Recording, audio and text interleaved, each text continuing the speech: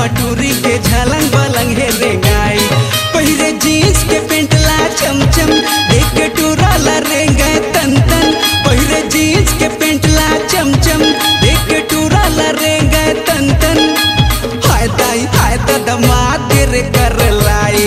अरे फैशन मटूरी के झलंग बलंग हे रेंगाई। ओ दाई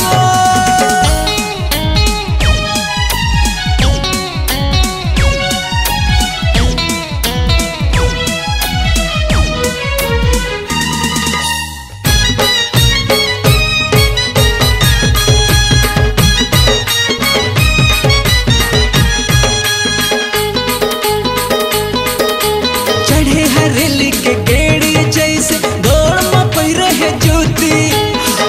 कटिन मचुंदी कटा के मुड़ में पैरे है टोपी। हाथ में चूड़ी न गोड़ माथ साटी ए तो दिखे रे छोकरा खाटी। हाथ में चूड़ी न गोड़ माथ साटी ए तो दिखे रे छोकरा खाटी।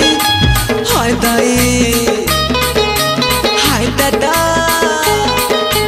हाय दाई हाय दामाद गिर कर लाई। अरे फैशन मटूरी के झलंग बलंग हे रेंगाई। ओ दाई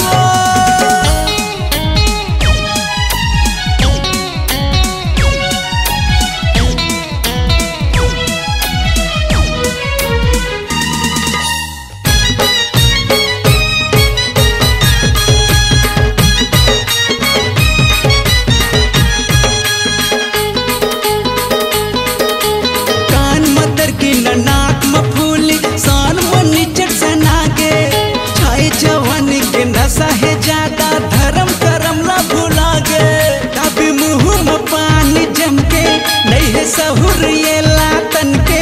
हाय दाई हाय दादा हाय दाई हाय दामाद गिर कर लाई। अरे फैशन मटूरी के झलंग बलंग हे रेंगाई। पहिरे जीन्स के पेंट ला चमचम देख के टूरा ला रेंगे तन तन। हाय दाई हाय दामाद गिर कर लाई।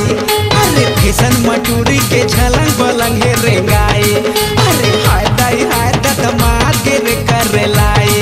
अरे फैशन मटूरी के झलंग बलंग हे रेंगाई। अरे हाय दाई हाय दामाद गिर कर लाई। अरे फैशन मटूरी के झलंग बलंग हे रेंगाई।